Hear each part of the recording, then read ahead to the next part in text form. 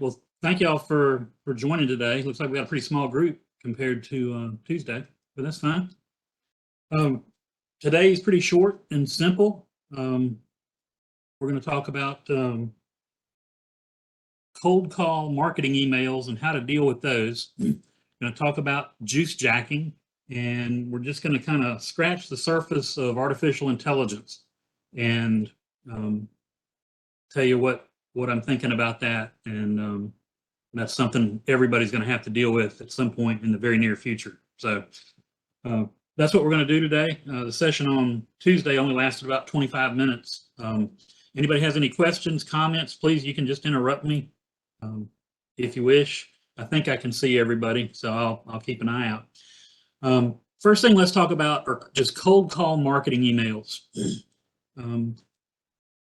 Ron and Michael and myself were talking back several weeks ago. There's been just a little bit of a problem with these cold call emails coming in, and they come into a group like the support group or whoever, and somebody will decide to forward it on to somebody else. And unfortunately, they've been including the sender in the forwarding process. And all that does is just confirm that there's somebody here, somebody's looking at it, and it gets us added to more lists. So if you get a cold call marketing email, somebody we have no relationship with, it's just something out of the blue, best thing to do is we just want to be a black hole. The mail comes here, they have no idea what happened to it. There's no response, no nothing. If you're concerned it may be something that we do have, somebody that we do have an association with, send it to somebody you think in the company that might be able to answer that question. Yes, we do. No, we don't. But don't include the sender on the forward, because that just leads to bad things. That gets us on more cold call kind of lists. So, that's short and simple. We just want to be a black hole for these cold call emails. Questions, concerns about that? Right? I do. Okay, yeah. So I guess the things where it's like there may be something that someone could be interested in. So like I think to myself, like a lot of times with that, I'll use the junk email thing within Outlook to so I don't see that again. But some of them, and I'm not sure that we would want kind of anybody who thinks it's junk to be able to block that from our whole system. But in general, let's say it goes to support, Jim could be able to go, yeah, this is bullshit. And part of it is they're sending it to support, and it's nothing we care about. I mean, I get a bunch of like, hey, do you want this list of emails for Esri? Do you want this list of emails for ESO? Do you want this list of whatever? And, it would be nice to have a way to, for sure block like Outlook only lets you block the actual email address it's from. It doesn't let you block the domain it's from. So, and sometimes it's a bullshit domain, but a lot of times it's from the email list company, and it's just Sally at email list. So, I mean, it would be nice if there was a way to not just ignore them, but effectively be able to say block the domain from bothering us At again. the Exchange server level, we can block the domain. Yeah, I mean, and things like, where we get these lists and stuff like that. I mean, it would be interesting to see if we can, actually slow some of that down getting through without causing customer problems. Right. As we go through. But anyway, just kind of because that number is increasing, and like I don't have a way myself to be able to say, yeah, this is just nobody cares about this. We're never going to care about this. We're not going to do it.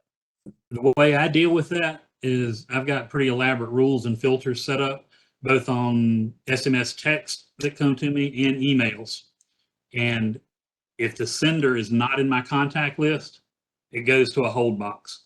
And once or twice a week, I'll look through that hold box real quick just to be sure there's nothing in there that I should see, then I delete them all.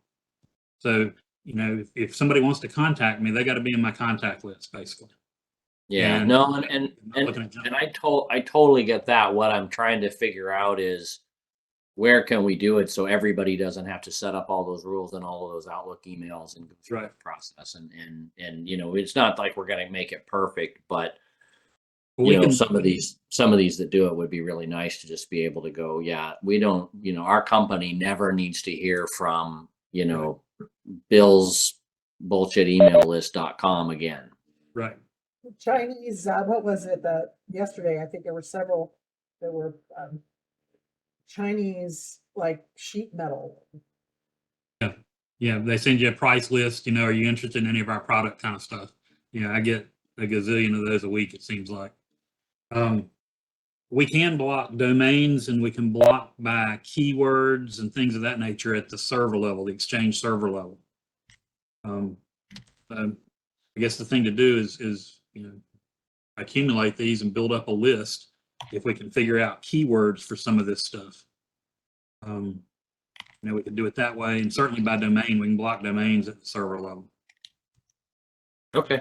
Yeah, maybe that's just something that we can figure out a way, a little bit like the phishing one, where there's just, Right. you know, some way that we can forward something and every once in a while we look at them and go, yeah, here's a pattern we can come up with to Right. eliminate these. Because, you know, times 70 people Yep. getting all these different things, it's rough. And maybe there's a way we can filter it similar to the way you do.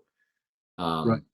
You know, and our spam stops here stuff, you know, there's things we can do in there that will at least prepend a prefix to it that says, you Right. know, likely spam or, you know, bad, whatever. You know, so that maybe that, so we don't, you know, get things knocked out that we don't want to, but then everybody could filter those 3 rules. If it says Right. this at the beginning or this at the beginning or this at the beginning, just put it out. Anyway, I'll shut up. Yeah, it's Yep. you know, unfortunately it's a hard thing to do, you know, because the spammers change every day. They'll modify their keywords or modify, you know, something. They'll get a new cheap domain and come at you again. And a lot of these lists, like you mentioned, like, you know, all the, would you like a list of all the public safety ESRI users, that sort of thing. Frequently those lists come about by the spammers or the bad actors literally bribing somebody at a conference who manages all that data for like a public safety ESRI conference. You know, for $100, if you'll give me a flash drive with all those companies and contacts and phone numbers, you know, I'll give you $100, and you know, somebody will put that stuff on a flash drive at the conference for them, and off they go. Then the person, Now- the bad actor, will sell that to multiple other people. Yeah. Well, now Ann's got a side gig, so we're good.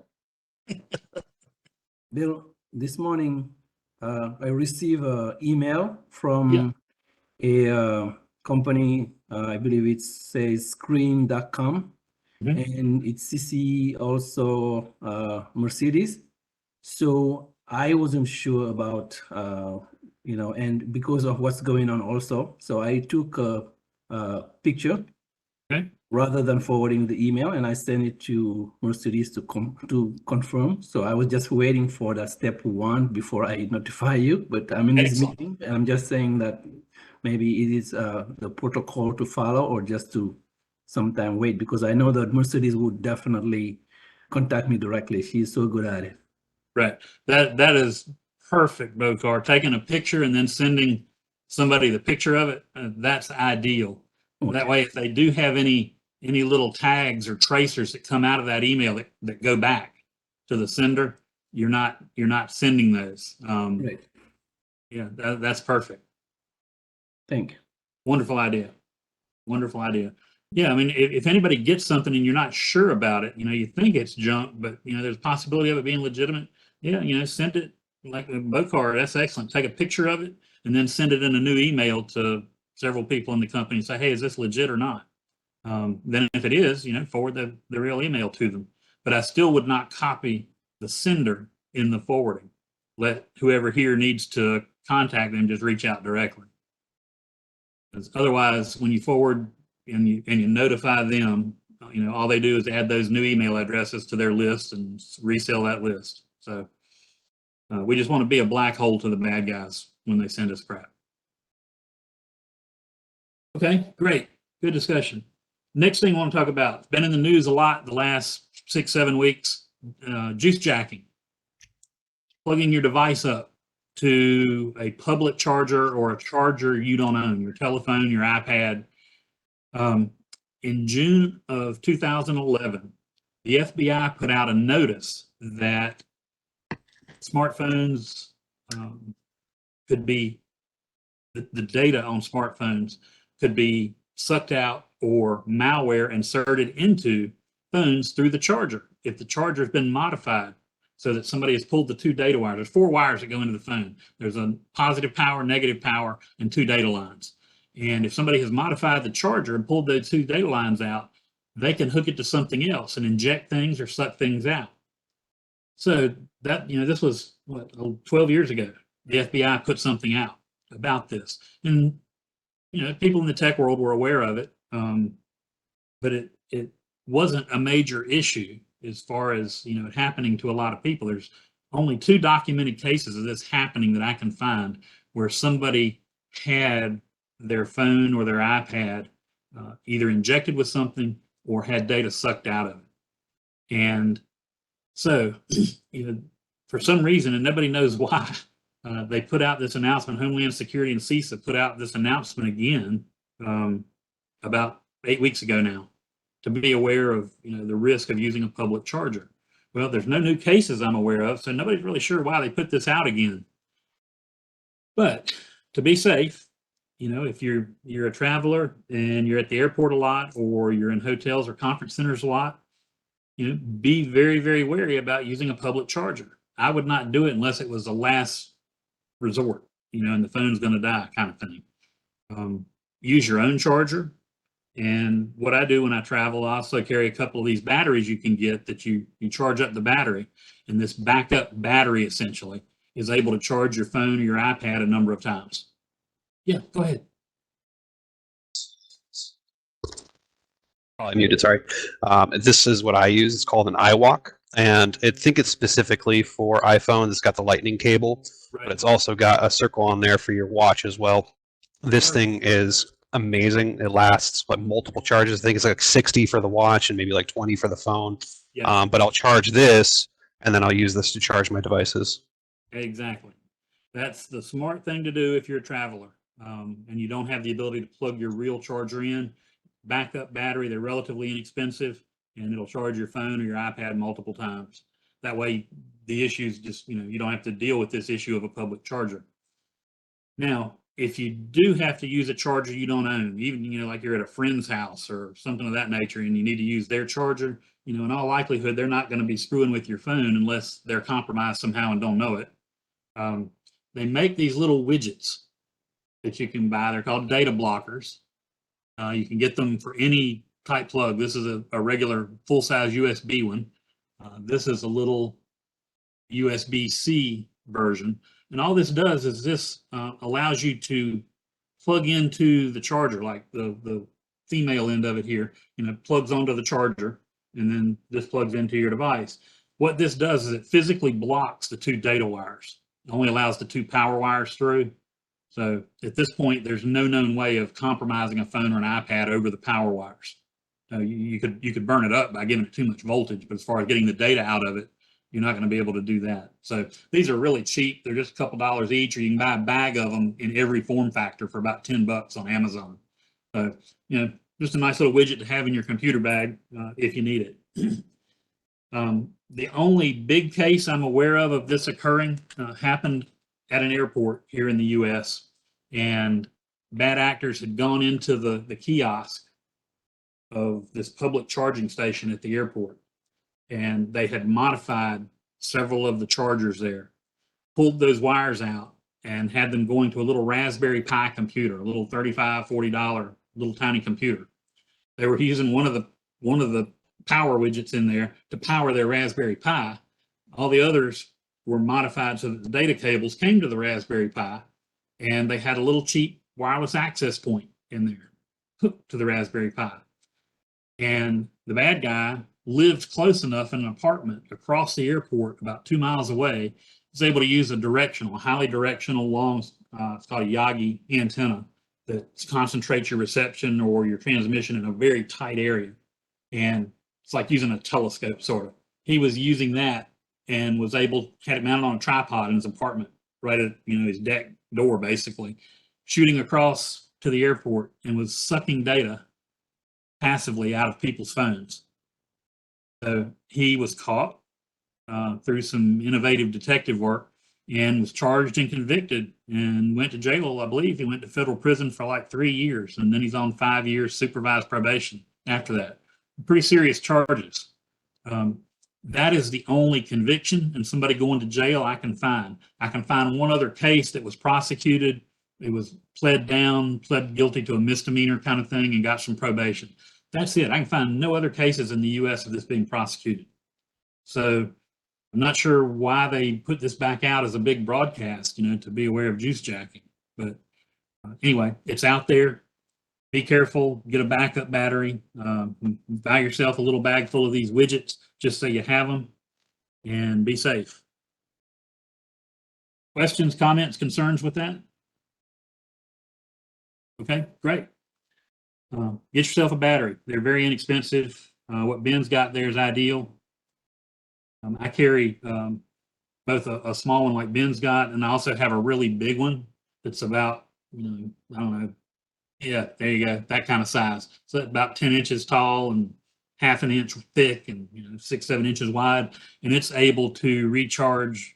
I'm sorry, not recharge. It's able to, it recharges. It recharges and powers at the same time my computer. You can run your Mac or your PC from it, and it'll recharge the computer 2, maybe 3 times. Recharge your phone a zillion times if you're only using it for the phone. Okay.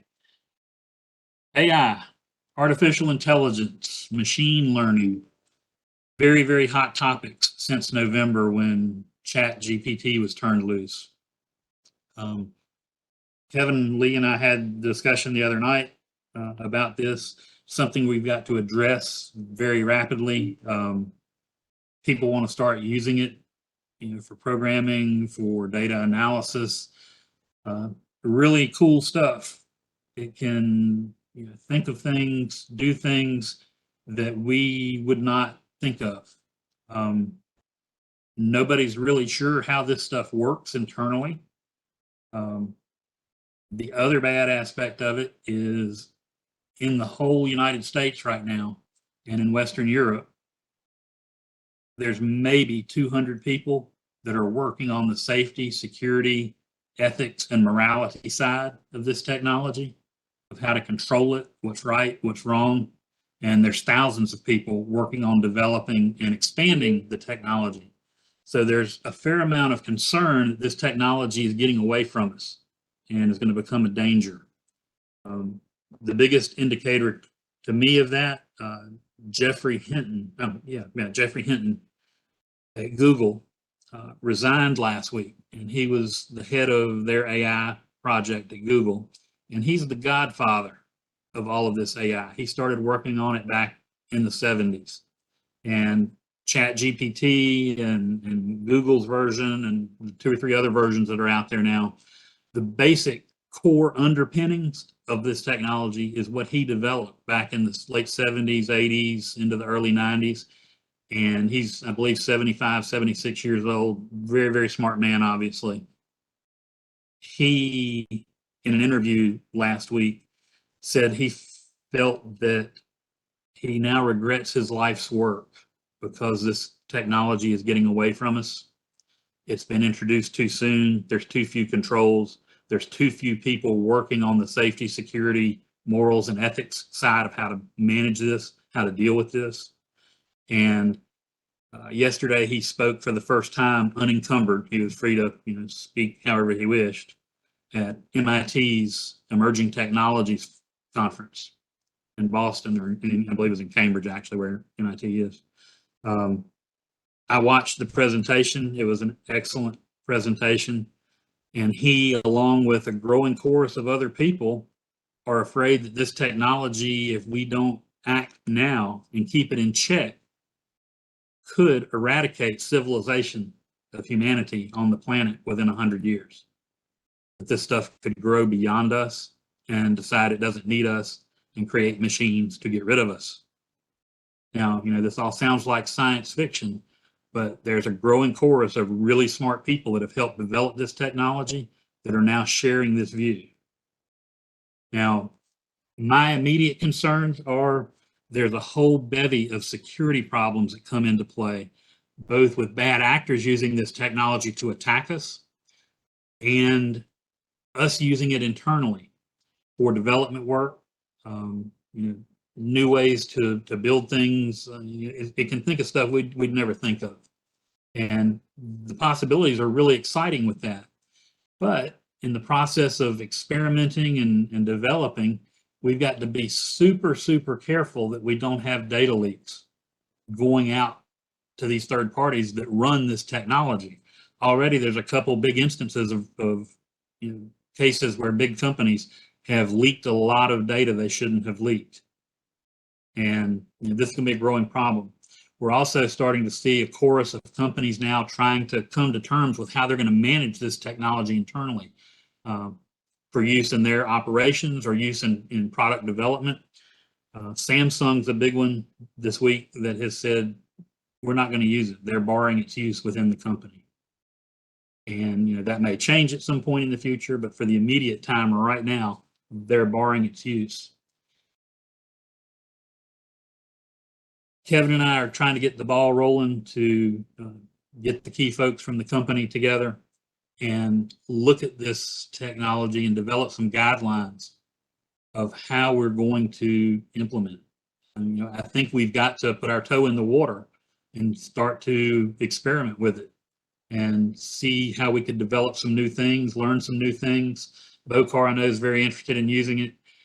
But as a company, we need to come up with some guidelines to control its use so that we don't do anything dumb, and we don't have any data leakage, and we set some parameters for how we're going to use this from a good guy perspective and a moral and ethical perspective, that we don't do anything, that is wrong, just not ethically right. So there's a lot to deal with here, and we're trying to get a meeting set up with all the key players, in the very immediate future to at least come up with some guidelines, hopefully. Yeah, Bokar, go ahead. Yeah, I just wanted to reemphasize that if we were in a safe world, this technology would be like perfect for First Watch. The reason why I'm saying it is that it provides avenues to really tell unbelievable stories about data, and God knows we have quality data. So the challenge here for us is really, before our competitors or other people can leverage the technology, we have to somehow really see how AI can really change, let's say, our reports and stuff, because it's just mind-boggling, and you can do a lot of interaction with the data now, and I'm exploring it as we go, and I'm saying like there's like good things for First Watch, provided that we really have that firewall established. Right. Yeah. Right. I'm with you completely, Bokar. I think there's tremendous things we can do. My concern is the safety and security and the ethics side. We don't want to do anything that ultimately would be deemed unethical, and we certainly don't want to leak any data. And we want to be sure that what we do is right and a good thing to do, and that it's controlled. We don't want it to get away from us. That's the big issue. From a security standpoint of bad actors using this technology against us, right now we average between 20 and 25,000 attacks against our firewalls every 24 hours. And that number slowly, if you look at the trend line, is slowly creeping up. It's increasing and increasing.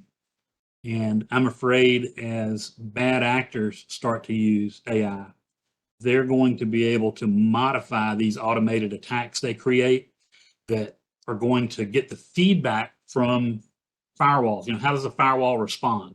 Well, based on those response, the AI can rearrange its attack parameters to further leverage against that firewall to try and get a port open, to get access. And AI is going to be able to do that in seconds. Whereas now the bad actors run these automated things for, let's say, 24 hours. They then come and look at the logs, and they look at the parameters they've set and the feedback they get for those parameters. Then they adjust their code and launch a new attack. Okay, that's still fast. I mean, we got to be on our toes to deal with that. If we're dealing with technology that's doing that and altering it in seconds or minutes, that's a game changer. That's a whole new world of how are we going to manage that. And so the firewall companies now, the major players in the firewall and security world, are having to look at, how are we going to implement AI into our firewalls to fight this back in the opposite direction. I mean, this, as Bokar said, it's mind-boggling. The possibilities are literally endless, and they're going to be coming at such a rapid pace, a human can't keep up with it.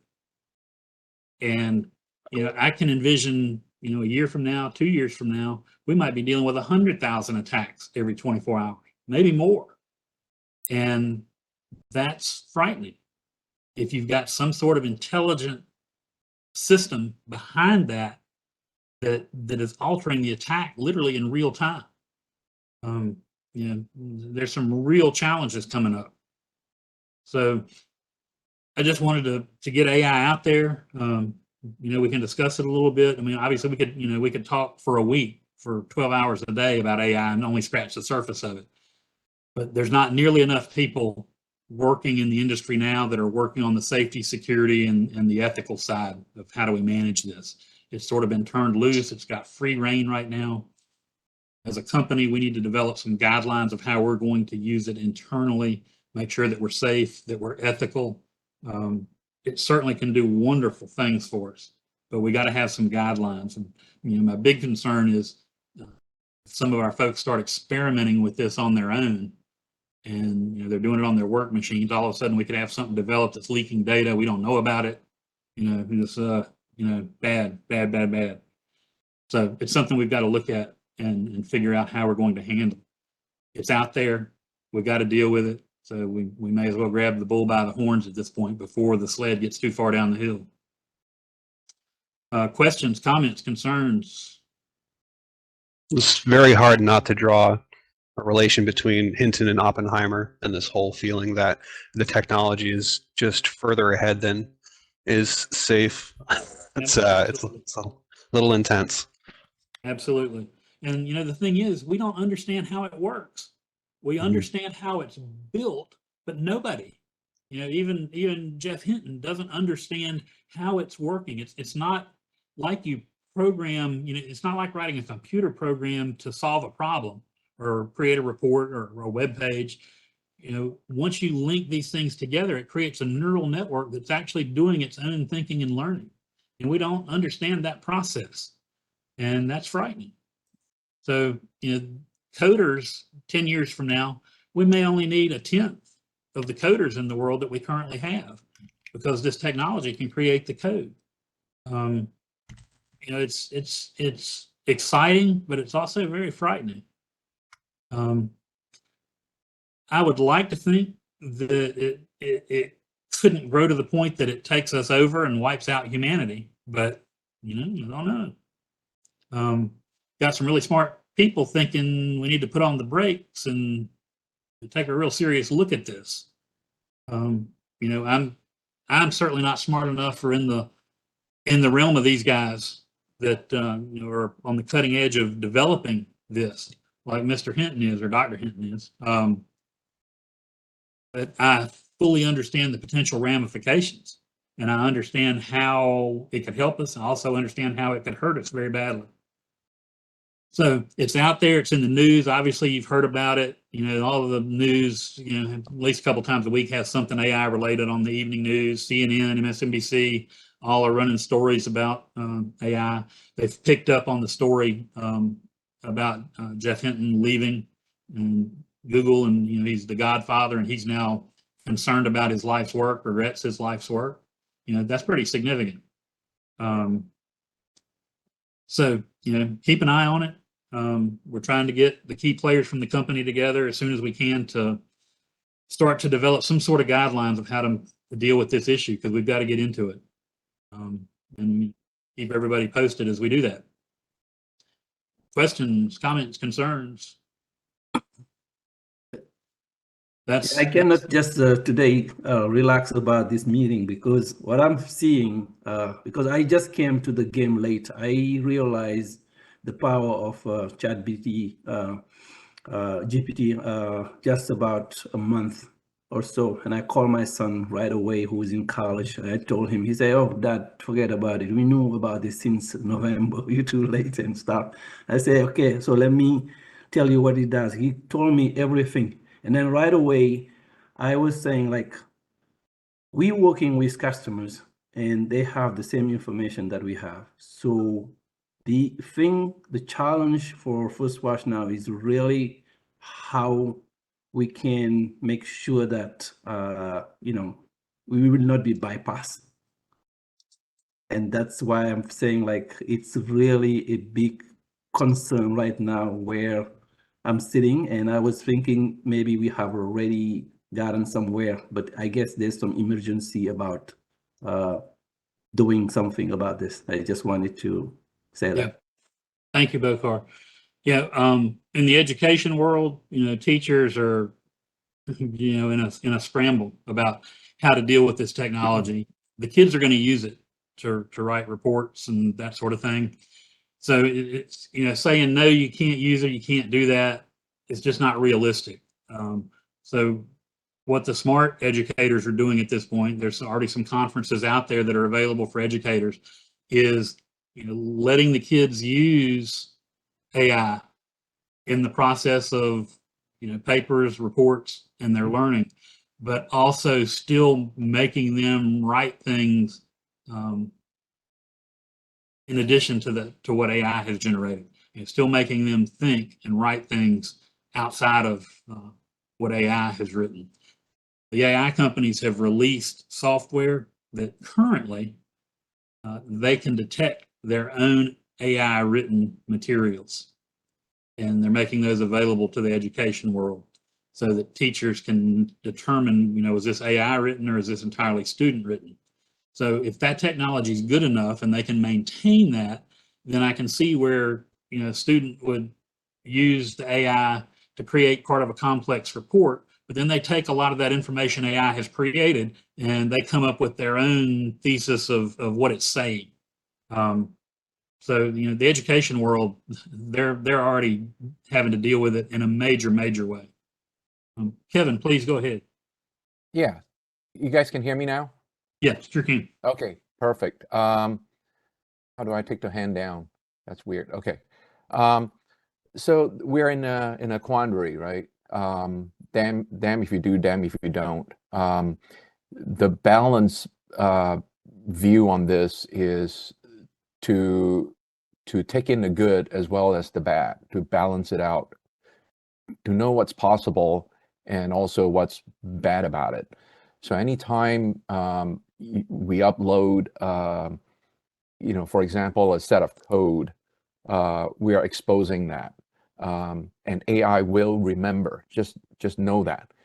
Whenever we upload a set of data and ask, for example, ChatGPT to analyze, it will remember that with all the PHI, with all the identified information. It will, and it will be forever. To extend it a little bit more is, I'm in the Twitter sphere, if you will, so I get a lot of all these things fed to me, and what people are able to do and what people are doing, which is mind-boggling, because they'll say, I uploaded a set of data and here's the analysis ChatGPT is able to provide. When I look at it, if it's a lot of publicly available information, that's okay. But oftentimes, company secrets are being divulged, like how they run the algorithm. They ask ChatGPT to analyze and improve on. mind you, it will learn from it. And now it's out there that other people can also query. If they write the query correctly, they will know what you are doing and be able to trace back. So all these things, it's all great, but we also have to be very, very cautious. Yes, absolutely. Absolutely. We've got to have some parameters and guidelines before we let people start using it for work purposes here. No question. Yeah. And Microsoft Office has already incorporated AI. And so, you know, there was a big discussion a couple of days ago with how we provide data over to Power BI, which is a Microsoft product running on their cloud Azure. My question to the reports team was, if we're sending over PHI, there is a good chance that AI is learning from it. So I don't know if we even have BAA agreements signed with Microsoft, which I don't believe we do. And so I had to play the bad guy and apologize to the team and say I wouldn't put our data, identified data, through there until we have an agreement with Microsoft that this is not a shareable thing. And so with Excel, and we can cut and paste into Excel spreadsheet with identify info, and if we ask AI to work on it and come up with you know, analysis, we are sharing that data now. So I know I'm more worried than anyone else, but if you understand that any leak, if the customer can claim that we have leaked PHI, any one incident, and Bill, correct me if I'm wrong, costs $1,000. That's right. That's So right. if we just have a mere 1,000 records, that's $1 million. Yep. Doesn't take a whole lot of records leaked to sink us. And, you know, I don't know that Microsoft or Google or anybody else would sign a HIPAA related business associate agreement for, you know, for this very, very reason. Yeah. I mean, Absolutely. And ChatGPT, so Microsoft is already mining, for example, Twitter data, Facebook data. It's out there. They're mining it. They're not paying for it. And so there is a whole different discussion going on by these companies like Twitter saying that, you know, you want to mine our data, you got to pay us. We own the rights to these data. And so now songwriting is a big discussion right now. The Writers Guild with the whole, right? You guys see it in the news. The Writers Guild are protesting. This is real. You know, I just read an article that IBM is suspending hiring 7,000 positions because they can be Automated. Yeah. done by AI. It's real. The threat is real. And so how we feed it, how we feed AI now becomes a snowball effect, because now AI, we want to use AI because AI is powerful. I get that. But in using AI, we are also feeding AI, and it gets even more powerful. And that cycle continues. So. Yeah. And I'm sure, you know, there's 1,000 questions that we haven't thought of yet as well. Yeah. Yeah, Bokar, go ahead. Yeah, I was just, I agree totally with the points that Kevin just made, but there is also a steep learning curve that for us, we don't want to use anything based on HIPAA and PHA. So what you could do is really create sample things that you can use internally for any product that you're developing. That's one thing. But the thing that is more striking in the process is, imagine now our customer in Kansas fire department being able to just feed ChatGPT, GPT with their own data and see what the outcome is. So that's why on our end, I'm thinking we have to be in front to just say, okay, this is what we do.